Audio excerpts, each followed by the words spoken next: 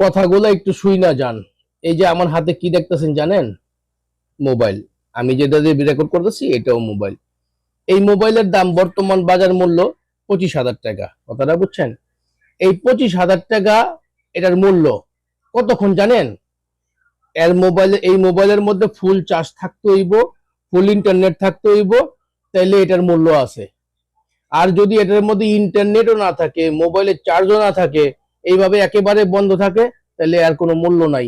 এটা বাচ্চা কন, মুরব্বী কন, বড় কন, কেউ ব্যবহার করব না। করব? উত্তর দেন। এটার মূল্য কখন? যখন এরা ফুল চার্জ থাকবো, ফুল নেটওয়ার্ক থাকবো, ইন্টারনেট থাকবো, তখন এটার মূল্য রয়েছে। কথা রং না রাইট?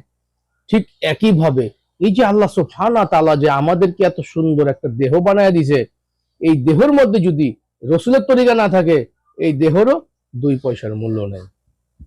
কথা রং না রাইট আল্লাহর বান্দারা? অবশ্যই কমেন্ট করে জানাবেন। ধন্যবাদ।